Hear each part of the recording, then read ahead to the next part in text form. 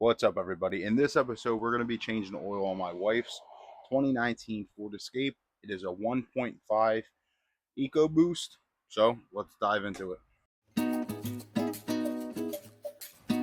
Now, doing the oil change, you can do it on the ground if you'd like. Me personally, I'm going to use these ramps just to get the front end of the car a little higher off the ground so I can slide my big self under.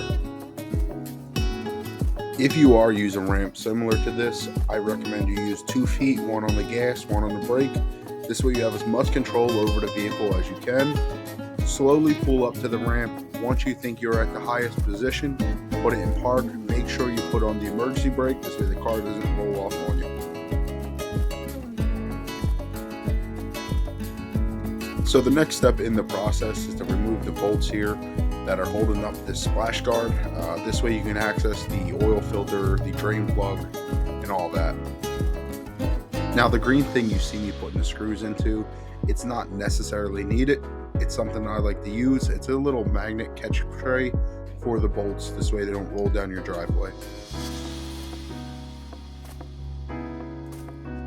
Once the splash guard is completely out of your way, you're going to want to remove the drain plug bolt, which you see me doing here.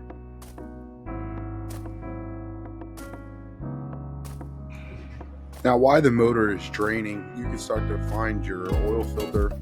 Remove the old one. Now, there is going to be some oil in the old one, so make sure you have another tray available or something to catch it because you don't want to spill oil everywhere. Before you go ahead and screw the new filter on, please put some oil on the O-ring of the new one and tighten it on. Just give it a hand crank and then a quarter turn after.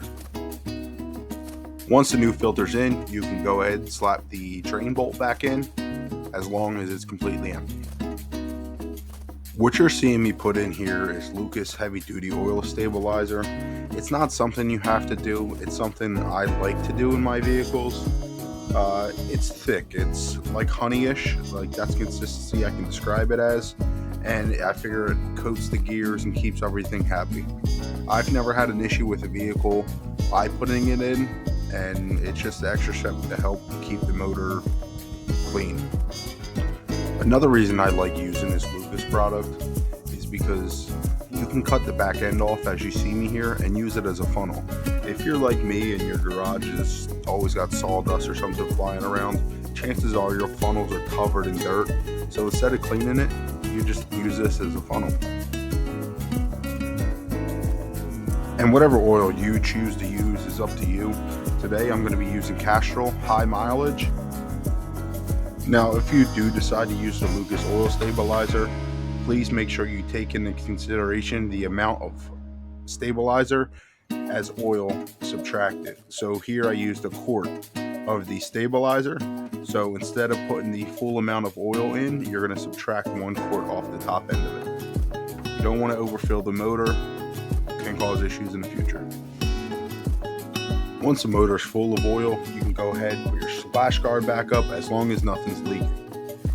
Usually things don't leak, but just make sure that the washer on the drain plug, either you put a new one on or the old one looks alright enough to go back on there.